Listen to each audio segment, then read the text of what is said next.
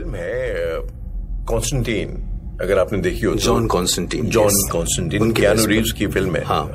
काफी पुरानी फिल्म है, आई थिंक 2005 है की है। 2005 and it's an amazing film. अगर किसी ने ना देखी हो तो पैरानॉर्मल में अगर आप इंटरेस्टेड है तो खास तौर पे उसके लिए।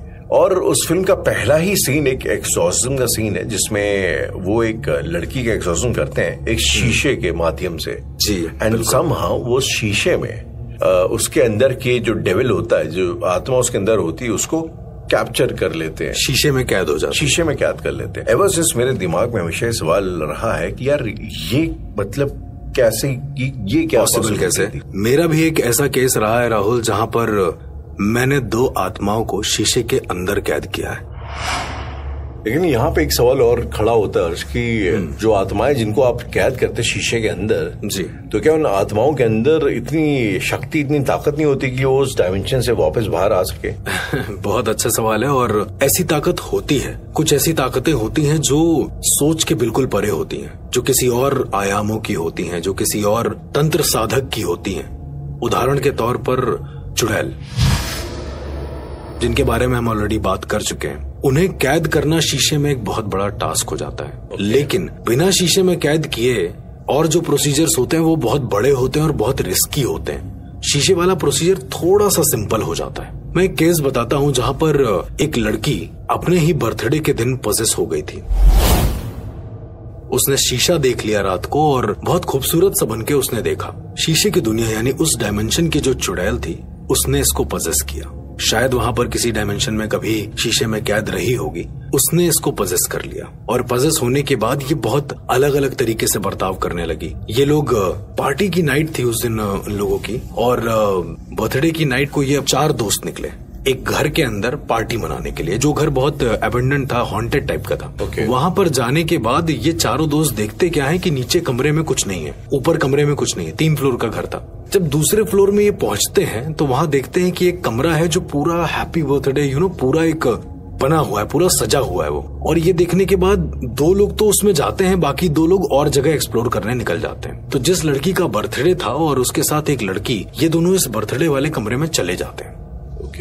जाने के बाद देखते हैं कि कमरे में एक बड़ा सा शीशा है बेडरूम के सिरहाने पर, जो कि बहुत ही गलत है। और उस शीशे में जब वो अपनी आकृति देख रही है तो थोड़ी सी धुंधली दिखाई पड़ रही है। तो इन लोगों ने क्या किया कि एक लड़की ने अपने स्कार्फ से उसको शीशे को साफ कर दिया, जिसका बर्थडे था। और थोड़ी देर के बाद वो क्या देखती है कि उसकी जो दूसरी दोस्त है, जो उसके ठीक पीछे खड़ी थी, वो फांसी लगाकर खड़ी है उसी शीशे में। द मोमेंट वो पीछे देखती है, वहां पर कुछ भी नहीं होता है, वो लड़की नॉर्मल खड़ी होती है। ये लोग थोड़ा सा डर जाते हैं। और इसके ठीक थोड़ी देर के बाद वो लड़की कहती है कि जिसका बर्थडे नहीं होता है, जो उसके साथ होती है, वो कहती है कि यहाँ पर कुछ नहीं है। तो अचानक से वो शीशे की तरफ जोर से जाती है और अपना सर पटक देती है। लाइक उसने मजाक उड़ाया, वो अचानक से बदल जाती है हाव भाव उसके, और अपना सर शीशे में पटक देती है, जिससे खून खून हो जाता है और वो बेहोश हो जाती है। जैसे ही ये बर्थडे वाली लड़की दरवाजे की तरफ भागती, दरवाजा अपने आप बंद हो जाता है। तो ऐसा कहा जाता था कि उस घर में एक शीशा है जिसमें चुड़ैल कैद है, और वो चुड़ैल शायद कहीं ना कहीं से इसको इस घर में बुलाने का एक जरिया बना लेती है, कैसे भी करके, और वो आ जाते हैं। इसके बाद इसके दोनों दोस्त जो और जगह एक्सप्लोर कर रहे थे, उनको कई सारे इंसानों की लाशें दिखने लगती हैं। और कई सारी लाशें दिखने के बाद ये लोग जब डर के मारे वापस आते हैं उस कमरे में, तो देखते हैं कि ताला लगा है जिस कमरे में वो बर्थडे वाली लड़की है, और वो अंदर से चिल्ला रही होती है। इसके बाद जैसे तैसे ये जो अंदर लड़की होती है, ये ऊपर की ओर भागती है खिड़कियों से, और ऊपर फिर तीनों जो दोस्त होते हैं वो मिलते हैं आपस में। उनको उस समय रियलाइज होता है कि ये एक चुड़ैल है, क्योंकि इतनी तेज हंसी होती है उसकी कि इनके कानों से खून निकलने जाता है। तो लड़की कहाँ पे होती है? वो लड़की जो नीचे थी, वो कमरे से, खिड़की से किसी तरीके से बाहर निकल के छत तक आ जाती है। और ये जो इसके साथ दोस्त थे, ये भी छत पर ही थे। जब इनको रियलाइज हो जाता है कि एक चुड़ैल का ही काम है, तो इनमें से एक इंसान जो था, उसकी दादी ने बता रखा था कि चुड़ैलों को मारने का एक बहुत अच्छा तरीका है, एक बहुत बड़ा तरीका है, उनको शीशे की दुनिया में कैद कर दो, अपना खून शीशे पर डालो और चुड़ैल को वो आईना दिखा दो, तो वो उसमें कैद हो जाती है। ये बहुत पुराना नुस्खा है। इन्होंने वही किया, इन्होंने अपना खून काटा, ये वापस से उस नीचे फ्लोर पर गए जहां पर वो चुड़ैल थी, उस आईने पर वो खून लगाया, और द मोमेंट इनको अजीब सी हरकतें दिखी, वहां पर इन्होंने वो आईना प्लेस कर दिया। उस आईने में वो चुड़ैल उनको लेजिट दिख रही थी राहुल। और उसके बाद उस आईने को उन्होंने छत से गिराकर तोड़ दिया। फिर कभी उस लड़की को कोई दिक्कत नहीं हुई। तो यहाँ पर ये जो आईने की दुनिया है ये भी इसी तरह से काम करती है कि आप किसी भी स्पिरिट को उसके अंदर कैद कर सकते हैं। जिस तरह से अलग अलग दुनियाएं बताई गई हैं 10, उस तरह से शीशे की भी अपनी एक अलग दुनिया है। और इसीलिए कहा जाता है कि त्राटक करते वक्त, मतलब ध्यान करते वक्त, अगर गलती से आपने मिरर त्राटक कर लिया और वो गलत हो गया तो आपकी आत्मा हमेशा के लिए शीशे की दुनिया में कैद हो जाएगी। मैंने कई सारे ऐसे केसेस भी देखे हैं जहाँ पर उसको कोई पोजेशन नहीं था, कोई कुछ भी नहीं था। वो इंसान बस सुबह उठा और शीशा देखते देखते वो मर गया। वो वैसे देखते मर गया, बिल्कुल मर गया। वो वैसे का वैसे ही बैठा रहा शीशे के सामने। और ये बहुत ही ताज्जुब की बात थी किसी के लिए भी। आपने कोई ऐसा केस देखा है? मैंने ऐसा केस देखा है। मेरी एक दोस्त थी, उसकी मम्मी के साथ ये हुआ।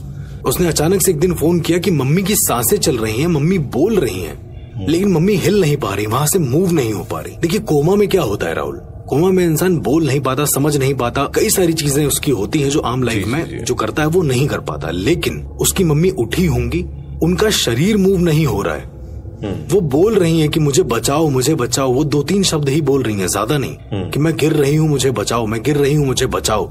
लेकिन उनकी बॉडी मूव नहीं कर रही है, सांसें चल रही हैं और बॉडी इतनी स्टिफ हो गई राहुल, जैसे मरने के बाद कोई एक पार्ट बहुत ज्यादा स्टिफ हो जाता है ना, राइट। ठीक वैसे ही उनकी पूरी बॉडी स्टिफ हो गई। ओके, तो आपने उस केस में फिर क्या उसको मैंने सजेशन नहीं दिया, मैंने उस केस को पूरा सॉल्व किया बैठ के। और 3 दिन लगे राहुल। एक छोटा सा प्रोसीजर होता है शीशे की दुनिया में जाकर उन चीजों को सही करने का। शीशे की दुनिया में जा करके सुनने में थोड़ा अजीब है, लेकिन अपनी स्पिरिट को शीशे की दुनिया में भेजना और उसके बाद वहां से उस स्पिरिट को वापस लाना, ये एक बहुत बड़ा कॉन्सेप्ट है, छोटा मोटा कॉन्सेप्ट नहीं है। जहाँ पर हमें उस इंसान के पैर के पास बैठना होता है, अपना सर रखकर, और अपने अजला चक्र को जो सर के बीचों बीच में होता है उसके अंगूठे से स्पर्श कराना होता है। हमारे दोनों पैर पानी में होते हैं, जो गुनगुना पानी होता है। मैं पूरा प्रोसीजर नहीं बता सकता due to some reasons, because बहुत सारे ऐसे लोग हैं जो बेवजह चीजें करेंगे।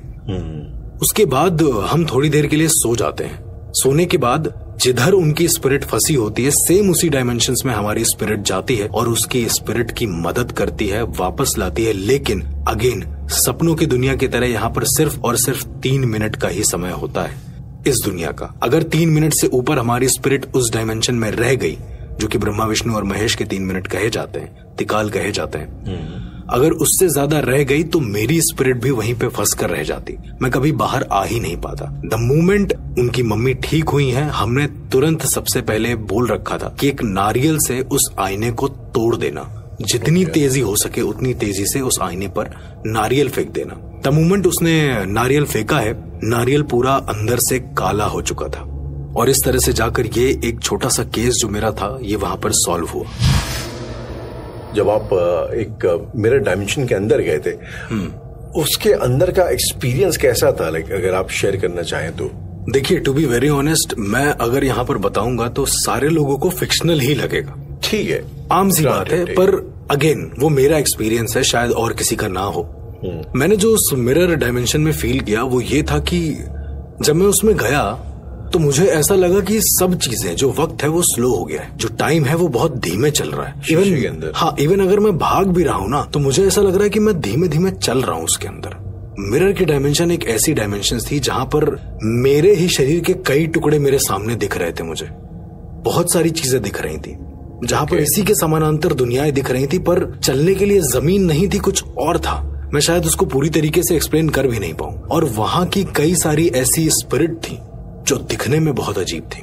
मैं एक्सप्लेन नहीं कर पाऊंगा ड्यू टू सम रीजंस, हमें अलाउड नहीं है। लेकिन कई बार वहां की भी स्पिरिट राहुल यहाँ आ जाती हैं। ओके। उदाहरण के तौर पे जब आप रात को सो रहे होते हैं, मेरे कुछ ऐसे केसेस थे जहां पर एक लड़की रात को सो रही थी और अचानक से उसके कमरे के सारे मिरर झटक जाते हैं। उसने चारों तरफ मिरर ही लगा रखे थे। ओके। और ये होने के बाद जब वो मिरर में देखती है तो वो खुद के उसी नेगेटिव वर्जन को अपने सामने देख रही होती है और वो डर जाती है और सो जाती है। सोने के बाद जब वो उठती है तो बहुत चिड़चिड़ी हो जाती है।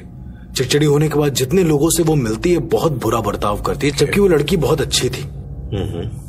थोड़े दिनों के बाद पता चला कि वो लड़की किसी का खून करने पर आतुर हो गई है। जिससे कर देती है या आतुर हो गई है, वो परेशान हो गई किसी का खून करने के लिए, और उसने अपनी मम्मी पर चाकू से हमला किया। Oh my God. पता चला बाद में कि ये कोई मेंटल प्रॉब्लम तो नहीं है। जब एक बाबा ने इसके बारे में बताया तो वो सिर्फ बता पाए कि असल में इसे क्या हुआ है। इस केस को जब मैंने देखा राहुल, तो पता चला कि उस दुनिया की जो स्पिरिट है, शीशे की दुनिया की जो आत्मा है, वो इसके अंदर आ चुकी है और इसकी सोल उसमें कैद हो चुकी है, और वो शीशा ऑलरेडी छिटक चुका है। अगर वो शीशा जरा सा भी हिलता तो पूरा का पूरा टूट जाता, खत्म हो जाता। अगर ये शीशा चिटक जाए हर्ष, तो जो आत्मा है वो परमानेंटली वहीं पे आके फंस जाएगी? ऐसा कुछ नहीं है, ये डिपेंड करता है इंसान की अवेयरनेस के ऊपर, क्योंकि अवेयरनेस एक ऐसी चीज है जो किसी भी डायमेंशन से आपके स्पिरिट को वापस ला सकती है। लाइक हेलुसिनेशंस जैसे होते थे हमको, आपकी अवेयरनेस है तो आप उसको वापस से कॉमन कर सकते हैं। तो अगर उस लड़की की अवेयरनेस नहीं होती तो ये शायद वहीं के वहीं फंसी रह जाती। उसको रियलाइज कराया गया कि तुम क्या हो, तुम्हारा अस्तित्व क्या है, तुम कैसी थी कैसी नहीं हो। इस मामले में एक साइकियाट्रिस्ट की जरूरत पड़ी। उन्होंने बहुत रियलाइजेशन करवाया और एक छोटी सी विधि थी शीशे की दुनिया के जरिए, जहां पर उसको शीशे के पास बैठाला गया और उसके हाथ में एक बड़ा सा कागज दिया गया। ओके। काफी बड़ा सा कागज था और बोला कि इस पर कुछ भी बनाओ। वो बनाते बनाते इतना ज्यादा अग्रेसिव हो गई कि उसने खुद की ही एक आकृति बनाई, खुद से रिजेंबल करती हुई। शीशे के अंदर नहीं, एक कागज के अंदर। हाँ। और जैसे ही उसने ये आकृति बनाई, उस आकृति को लेकर मैंने शीशे के सामने रखा, जिससे उसकी ऊर्जा, जो कि किताबों में कहा जाता है कि ऊर्जाएं समाहित हो जाती हैं, तो जैसे ही उसने अपनी ऊर्जा उस किताब में बनाई, उस डायरी में बनाई, एक बड़े से कागज में बनाई जी, उसकी ऊर्जा को डायरेक्ट मैंने दिखा दिया शीशे में। तो जो ओरिजिनल उसकी ऊर्जा थी वो उसके शरीर में वापस आ गई और उसकी बुरी ताकत उसके शीशे में ही वापस चली गई। फलस्वरूप हमने शीशे को तोड़ दिया। तो इस तरह से भी केसेस मैंने हैंडल करे हैं जो बहुत ही ट्रिकी होते हैं, जहां पर समझना मुश्किल हो पाता है कि ऐसा हो क्यों रहा है। पर अगर आपको सच में शीशे की दुनिया का ज्ञान है तो शायद आप ये चीजें कर सकते हैं। अर्श, यहाँ पे एक मेरा थोड़ा सा नाइव सवाल है। मुझे हो सकता है आपको लगे कि शायद ये सीरियस सवाल नहीं, लेकिन शीशे की इजाद हम लोगों ने करी, बिल्कुल ठीक है, पानी से। वी मेड मिरर, पानी से, किसी से भी। जी जी। तो उससे पहले तो शीशा नहीं था। तो आप कहना चाहते हैं कि उससे पहले मिरर वर्ल्ड भी नहीं था। ये डायमेंशन एक ऐसी जो हमने क्रिएट करी है। देखिए, शीशा बेसिकली रिजेंबल करता है पंच तत्वों से। पानी से ही शीशा बना है, क्योंकि पहले पानी में अक्स देखा जाता था। अगर आपको पता है, क्योंकि राजा महाराजा भी यही करते थे कि पानी में अक्स देखते थे किसी का, और उससे रिलेट करता हुआ फिर शीशा बना है। तो एक शीशा भी एक तरीके का तंत्र है, एक ऐसा तंत्र जिसके जरिए हम पंच तत्वों के किसी एक आयाम को एक्सेस कर पाए। बहुत सिंपल सी एक सेइंग है कि आपने कोई चीज ली, कोई आयाम लिया और उस आयाम को एक अलग तंत्र से किसी और मैकेनिक्स में ढाल दिया। तो शीशा भी उसी तरीके का है। मिरर भी वैसा ही ठीक एक आयाम होता है जहां पर चीजें एग्जिस्ट करती हैं। आपने राहुल कभी ऐसा देखा है कि किसी इंसान के घर में किसी की मौत हुई हो और उस घर में कोई भी शीशा ओपन हो, जहां मौत हुई हो, जहां एग्जैक्टली जहां लाश रखी हो, वहां पर कर दिए जाते हैं, सारे शीशे कवर कर दिए जाते हैं। क्यों नहीं रखा जाता? एक सबसे बड़ा मेरा सवाल आपसे ये है, क्या बीइंग एज अ स्केप्टिक आप ये मुझे बता सकते हैं कि वहां पर शीशे क्यों नहीं रखे जाते? टू बी ऑनेस्ट, मुझे इसका कोई आइडिया, कोई इल्म नहीं है क्यों ऐसा होता है। पर क्या ये आम इंसान के मन में सवाल नहीं होगा? आई थिंक होगा, डेफिनेटली होना चाहिए। और उसका सबसे बड़ा रीजन आप पीछे सुनते आए हैं कि स्पिरिट कैद हो सकती है शीशों के अंदर, उनकी दुनिया में जाकर कैद हो सकती हैं, इसलिए उनको मुक्ति कभी नहीं मिल सकती। और यही रीजन है कि पूरे शमशान घाट में, पूरे घर के उस एरिया में जहां पर वो डेड बॉडी रखी जाती है, वहां पर शीशे अवेलेबल नहीं होते। तो आप ये कहना चाहते हैं कि अगर मान लो खुदा न खास्ता, भगवान न करे, कि कोई इंसान है वो शीशे के सामने ही अचानक से मर जाए, शीशे को देखते देखते मर जाए, तो उसकी आत्मा हमेशा हमेशा के लिए उस शीशे के अंदर कैद हो सकती है, कैद हो जाती है। और अपने हिंदू धर्म में भी कई सारी ऐसी चीजें बताई गई हैं, पुराणों में ऐसी चीजें वर्णित है, बताई गई हैं पुराने राजा महाराजा या फिर महाभारत काल के टाइम की भी अगर हम बात करें तो वो लोग कभी भी शीशे को अपने पैर के अंगूठे के सामने नहीं रखते थे। और अभी कभी यही होना चाहिए कि कभी भी शीशे की जो प्लेसिंग है वो आपके पैर के ठीक सामने नहीं होनी चाहिए। ऐसा कहा जाता है कि जब आप उठते हैं तो आपकी पूरी ऊर्जा चैनलाइज होती है। ओके। आपकी स्पिरिट एक टाइम लेती है, एक प्रोसीजर लेती है आपकी बॉडी को अटेन करने का। ओके। द मोमेंट आप उठते हो, आप अपने उस नेगेटिव वर्जन को देखते हो जो शीशे के अंदर मौजूद है, तो आपकी स्पिरिट वहाँ पर फंस भी सकती है। इसी तरह बोला जाता है अर्श की हमारे घरों में अक्सर ये बात हमें बताई जाती है कि टूटे हुए शीशे में कभी मुंह नहीं देखना चाहिए। बिल्कुल नहीं देखना चाहिए। तो इसके पीछे भी कुछ पैरानॉर्मल रीजंस हैं। पैरानॉर्मल क्या, डायमेंशंस रीजन है। आयाम एक रीजन है सबसे बड़ा, जिस डायमेंशन के बारे में आज बात हो रही है, मिरर डायमेंशन। ओके। कहा जाता है कि जब शीशा टूटता है तो इस दुनिया और उस दुनिया के द्वार खुल जाते हैं। मतलब वहाँ की जो स्पिरिट है वो यहाँ आ सकती है, ये पॉसिबिलिटी हो जाती है। इसीलिए टूटे हुए खंडित शीशे को अपने घरों में नहीं रखना चाहिए, वरना उस शीशे में समाहित जितनी भी नेगेटिव ऊर्जाएं होंगी वो आपके घर पर इफेक्ट करेंगी, कुछ न कुछ बुरा होगा और फिर आपको दिक्कत होगी। इसीलिए कहा जाता है कि टूटे हुए शीशे पे बिल्कुल भी गौर नहीं करना चाहिए और उसे किसी लाल कपड़े या काले कपड़े में बांधकर विसर्जित कर देना चाहिए, ताकि कोई भी आयाम नुकसान न पहुंचा पाए। जब एक आयाम को दूसरे आयाम में मिला देते हैं तो कोई भी आयाम नुकसान नहीं पहुंचा पाते हैं इस दुनिया को। राहुल, जब भी कभी आप शीशे के सामने जाते हैं तो क्या करते हैं? तो अपने आप को देखते हैं, शर्ट वर्ट सेट करते निकल लेते हैं। आप कुछ न कुछ मन में जरूर बड़बड़ा रहे होते हैं या कुछ बोल रहे होते हैं। इनफैक्ट खुद को तो कुछ ना कुछ बोलते ही रहते हैं कि यार मैं ऐसा लग रहा हूँ, मैं अच्छा लग रहा हूँ, बुरा लग रहा हूँ, राइट। एक छोटा सा पर्सपेक्टिव चलता रहता है। शीशे के सामने कभी आप न्यूट्रल नहीं हो सकते। ये एक बहुत बड़ा फैक्ट है। आप कितना भी ध्यान कर लें, लेकिन शीशे के सामने कभी आप न्यूट्रल नहीं हो सकते। शीशे की दुनिया एक ऐसी ही दुनिया है राहुल, जहाँ पर हमारे अगर हम वेदों के हिसाब से देखें तो कहा जाता है कि शीशों की दुनिया में आत्माएं कैद हो जाती हैं। ओके। शीशे में इतनी ताकत होती है कि वो किसी और आयाम की वस्तु को अपने अंदर समा सके या कैद कर सके, क्योंकि शीशे की दुनिया एक ऐसी दुनिया है जो हमारे ही समानांतर चलती है। जैसा मैंने सपने की दुनिया के बारे में बताया था, ठीक उसी तरीके से शीशे की दुनिया भी हमारी दुनिया के समानांतर चलती है। लेकिन सबसे बड़ा फर्क ये होता है कि शीशे की दुनिया में समय निर्धारण हमारे आयाम के हिसाब से है, पर उस दुनिया में हमारा सबसे नेगेटिव और सबसे सुपीरियर रूप मौजूद होता है। नेगेटिव और सबसे सुपीरियर? जैसे आप अगर कुछ बनना चाहते हैं राहुल जी, और आप उस शीशे के सामने जा रहे हैं बार बार, जो भी शीशा है वहाँ पर मौजूद या फिर कहीं पर भी, तो उस शीशे में उसकी समानांतर दुनियाओं में वो पॉजिटिव ऊर्जा जाएंगी जो शीशे में जाकर नेगेटिव हो जाएंगी, और वहां पर भी एक राहुल ऑलरेडी क्रिएट हो चुका होगा जो अपने ड्रीम को, अपनी चीजों को अचीव कर चुका होगा और जो अलग अलग तरीके से जी रहा होगा।